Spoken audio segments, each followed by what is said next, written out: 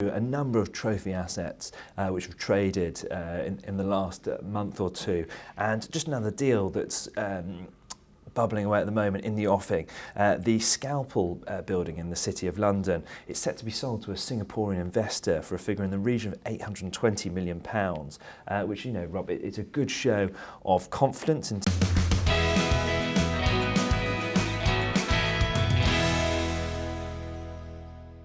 Hey everyone, welcome back to another edition of Super Prime UK with your Super Prime valuation specialist, myself, Rob Cohen. And myself, James Wild. Hope you're all well, hope you all had a good week, hope you're excited to hear what's been happening on the ground with the latest data, intel, market transactions and trends as we see them in the property market, and with updates on finance and lending and banking throughout the industry. Hope you're well, James, and let's go straight into the data so you can update everyone with what's been happening. Yeah, thank you, Rob. So it's another resilient week in terms of the London property market. We've seen 260 plus new instructions this week, and again a resilient 140 sales this week, which, you know, broadly in line with the last few weeks. I think, Rob, really it's the lack of stock which is maybe holding back those sales figures in terms of sort of a proportion of those new instructions to the market versus the weekly sales. I mean, this is one of the sort of highest sort of ratios we've seen in terms of sales versus new instructions. And just going into the agents, that they are saying how there's, you know, multiple bidders in terms of per property, and, you know, there's lots of new inquiries, new registrations, people you know, out and about more, going into the local estate agency offices. But you know, in terms of stock and choice and people's requirements of things they specifically want, there just isn't the stock out there at present. All the sort of activity that we've seen in the last you know, 12 months, 18 months in the market, hopefully there's a new sort of, as we move into spring, we can get those instruction levels up somewhat. Absolutely. All the agents I've spoken to in the last week have said everything that's newly listed has received multiple levels of interest, 10, 20, 30 people immediately responding to a new listing as they fight to be the first ones through the door and do everything possible to get the new properties coming on stream. So that's definitely the trend that agents are reporting back to us as these buyers continue with the race for space, which is the, I suppose, conclusion of the COVID market trend, that everyone's out there looking for their space, both internally and externally. The race for space is fueling this demand for property. That's it. I haven't heard of any agents going down the sort of American route, doing that sort of open house bracket, with there being so many sort of interesting parties per property. But I don't know, maybe a strategy for some to think about. In terms of the sale of the week, this week, we've got Belgrave Mews West in terms of the highest residential property selling this week, just over a shade over 6 million there. A Mews house selling, Rob. It's just sort of struck me there. There's not an abundance of Mews houses which do achieve sort of over that sort of 5 million threshold. And I just thought we'd talk briefly about that sort of very sort of bespoke, granular market of the Mews house market, Rob, because we have seen a bit, you know, quite a lot of traction there. A lot of Mews houses selling. Is there anything you can sort of update us on there and how that's performed in the last couple of years? Yeah, I think we've seen a trend last 12 to 18 months where, without question, the volume of transaction in the Mews space has gone up. There is definitely more activity than we would have seen previously, where it was a very slow moving marketplace. So it's an interesting one because, yes, it gives you good lateral living space, although at the same time the external offering is somewhat limited. And so it's not your perfect race for space as a given. Maybe it's just that midpoint between your city living apartment flat with limited or no outdoor space and your more larger footprint, suburban, detached property with lots of space and lots of external. So maybe it's the midpoint, and that's why we're seeing some traction. Yeah, no, I don't know. Often car parking offered in terms of those integral garages. So anyone that wants to sort of has a particular requirement for off-street parking could be looking towards those and sort of the. It would be good to hear from the agents and the salespeople listening. Get your views and share with us anything on the Mews property market at the moment, where they see those trends, and also the previous point of the multiple viewings for new listings. Is that a trend that all of the agents are seeing as well as they are reporting to us? Be good to hear your views on that. That's it, and it just got me thinking, Rob, as we said, not just due to the size of the Mews houses, they're traditionally, 2 stories unless there's been sort of basement excavations. They are slightly smaller dwellings, so it just got me sort of thinking, there's not many that achieve over 5 million, and what's the highest sale of a Mews house I could find? It was had to go back all the way to 2015 actually. Reeves Mews over in Mayfair got 22.5 million, so £3,600 a square foot. That was the largest that I could find in terms of a capital value. I just thought interest for the viewers there, as we said, not a huge amount of Mews houses get above that sort of £4-5 million threshold, Rob.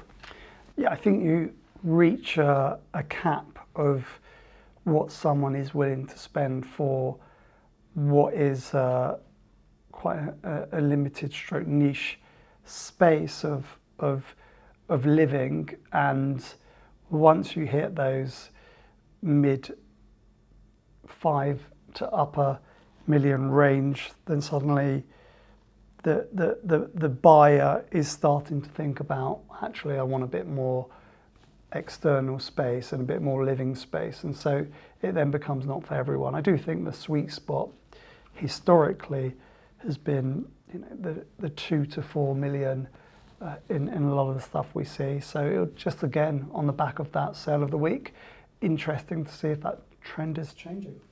Yeah, thanks, Rob. And just from a commercial perspective in terms of a sale of the week, we brought you a number of trophy assets which have traded in the last month or two, and just another deal that's bubbling away at the moment in the offing. The Scalpel building in the City of London, it's set to be sold to a Singaporean investor for a figure in the region of £820 million, which, Rob, it's a good show of confidence in terms of the UK staff returning to office spaces in the City of London and, the West End, as we talked about a couple of weeks ago. The Scalpel building, so it's at 52 Lime Street over in the City of London, a fairly new building. It was construction completed in 2018, taking about 3.5 years to build, a cost of around £500 million that was. So tenants include, there is National Australia Bank in there and some other professional and financial services in the building, the 190 metre tall building there. So another sort of super prime deal from a commercial perspective, which we're bringing news to everyone. I think this year, 2022, has been the year that so far is giving transaction after transaction after transaction at the very upper echelons of the commercial office marketplace, and let's hope that continues. It shows how robust London is as an office market, and it really sends a message out to everyone out there that London and commercial real estate means business, and has a great interest across the world, especially from funds and investors looking to enter the market. So let's hope those robust and strong transactions continue throughout 2022 in the commercial market. Yeah, thanks, Rob.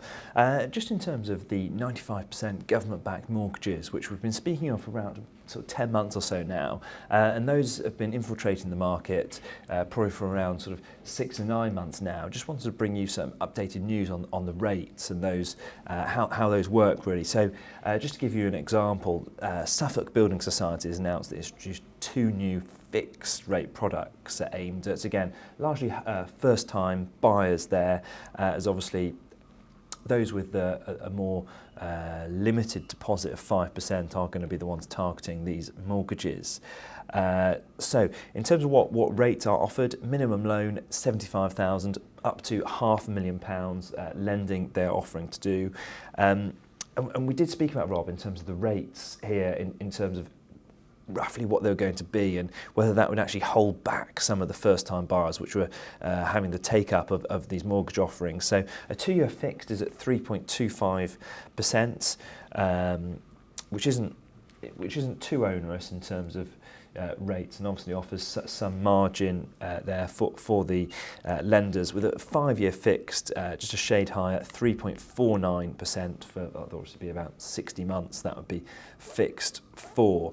With the government scheme, obviously that will then reimburse the lender in the sort of worst case scenario event that the house is repossessed in a scenario where the owner of the house would go into default there. But just wanted to bring you some news in terms of what the rates were, what's out there, what's achievable in that market. As you know, in terms of that sector of the market, they make up a huge bracket in terms of the transaction volumes across the UK. I mean, even in sort of London, Rob, we're going to see a large amount of people taking up these mortgages, and out of those commuter zones, zone 2, 3, 4 outwards. I mean, £500,000 borrowing there. It's sufficient to buy, possibly as we go into the outer stretches of London, a house or 2, 3 bedroom flats, and in the more sort of central zone 2, 3 zones.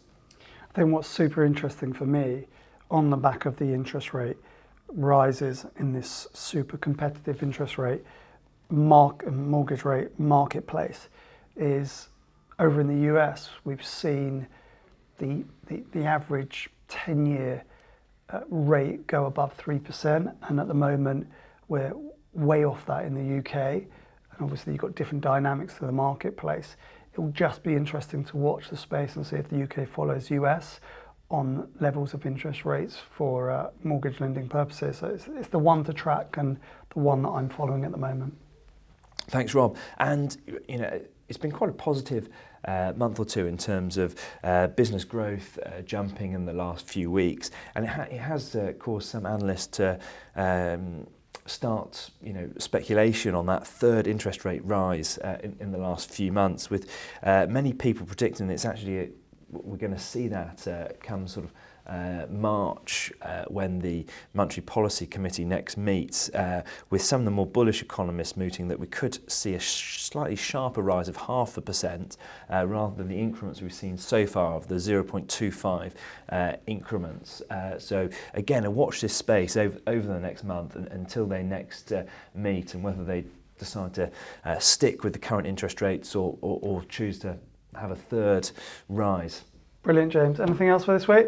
That's it. It's obviously been quite a tough week in terms of we've had disruption in terms of the travel, flood warnings across the UK, and really condolences to those. There's been a couple of people who have unfortunately sort of died in the floods, and anyone that's had their sort of home flooded, they're in sort of temporary accommodation. So